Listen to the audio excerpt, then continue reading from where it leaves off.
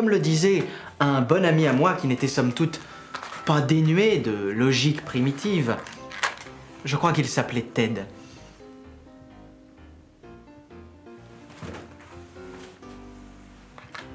Il disait « Rien de bon n'arrive après 2 heures du matin ».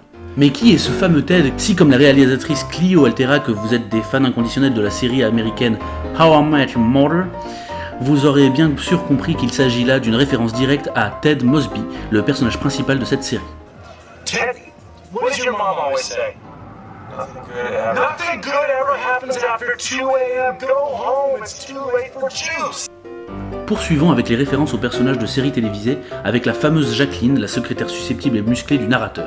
Allez savoir pourquoi mon assistante, Jacqueline, a insisté pour que je ne fasse pas cette intervention à ce moment précis du récit. Il s'agit là d'une référence à la série de Netflix, Les désastreuses aventures des orphelins Baudelaire, et au personnage de Jacqueline Sieska, l'intrépide secrétaire de Mr. Poe.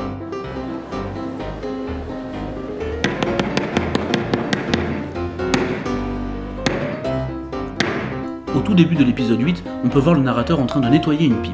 Cela peut paraître étonnant puisqu'à la fin de l'épisode 3, souvenez-vous que notre narrateur déguisé en simple figurant précisait qu'il faisait seulement semblant de fumer. Et comme vous pouvez le constater, je ne suis qu'un simple figurant. Sinon, pourquoi prendre la peine de faire semblant de fumer la pipe?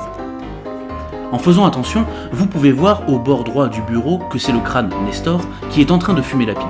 On en profite donc pour revenir une seconde sur Nestor dont on n'a pas encore parlé. L'idée de disposer un crâne dans le décor vise à faire évidemment une référence à Hamlet de Shakespeare. Rappelez-vous d'ailleurs qu'au tout début de l'épisode 1, une des premières citations du narrateur était issue de la scène 2 de l'acte 3 d'Hamlet. Le théâtre a pour objet d'être le miroir de la nature, de montrer à la vertu ses propres traits, à l'infamie sa propre image et au temps même sa forme dans la personnification du passé. Hamlet, acte 3, scène 2. Pourquoi Nestor ? C'est le propriétaire du crâne qui a précisé qu'il s'appelait comme ça. Les créateurs de la série, dans un souci de respecter cet objet et la valeur qui lui était attachée, ont finalement décidé de l'intégrer comme un personnage à part entière de la série. Dans l'épisode 9, le narrateur ne plaisante pas lorsqu'il parle d'une figure androgyne. Cette figure de l'androgyne divin. En effet, vous serez peut-être surpris d'apprendre que le moine, dont on ne voit jamais le visage, est joué par une femme. Et pas n'importe laquelle, puisqu'il s'agit de la même actrice que le personnage d'Ursule. Madame, il faut venir auprès de votre oncle. Cela avait été annoncé dans une autre vidéo de la présentation des personnages il y a un petit moment maintenant. Si jamais vous êtes curieux, on vous remet le lien dans la description. À la fin du dernier épisode, plusieurs éléments viennent à perturber l'espace scénique. Nestor a disparu, les mariachis quittent l'espace théâtral pour entrer dans l'espace du narrateur, et le narrateur achève la série travesti en femme sur cette phrase mystérieuse. Le théâtre, c'est comme un soufflé au fromage. Que signifie la disparition de Nestor ? Je vous renvoie ici à 2 éléments. Tout d'abord, l'épisode où Nestor est le plus mis en valeur, c'est l'épisode 3, l'épisode de l'apparition du méchant. Apparition d'ailleurs totalement impromptue et inexpliquée.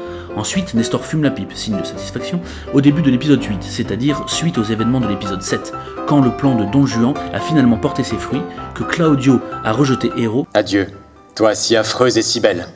que Leonato, hors de lui, a presque condamné sa fille, Quelqu'un a-t-il un poignard pour moi? que Bénédicte a promis de tuer Claudio. Vous êtes un misérable. Je ne plaisante pas. Je vous le prouverai comme vous voudrez, avec ce que vous voudrez et quand vous voudrez. Au final, on peut en déduire assez aisément que Nestor symbolise l'élément perturbateur, chaotique, maléfique dans le récit du narrateur. Élément qui ne pouvait donc plus être là à la toute fin puisque le narrateur annonce finalement un happy end.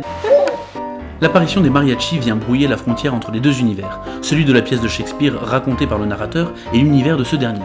Ce mélange des 2 mondes est une reprise de la pensée de Shakespeare, The world is a stage. Jacqueline n'apparaît jamais, on ne la voit pas et on ne l'entend pas, même s'il lui adresse directement la parole dans l'épisode 8. Il y en a certains ou certaines qui ne se mouchent pas du coude. Aussi, la folie latente du narrateur et ce travestissement final permettent de supposer que peut-être le narrateur et Jacqueline ne sont qu'une seule et même personne. Poignée de main chaleureuse. Alors, qu'en avez-vous pensé ? Aviez-vous déjà trouvé certaines références, certains secrets dévoilés dans cette vidéo ? Si vous n'aviez pas encore vu la série ou vous voulez la revoir, tous les épisodes sont en lien dans la description. Si vous aimez notre travail, n'oubliez pas de vous abonner à notre chaîne YouTube, à nous suivre sur Facebook et sur Twitter. A bientôt et n'oubliez pas, le théâtre c'est comme un soufflé au fromage. On vous laisse disserter là-dessus dans les commentaires. Poignée de main chaleureuse.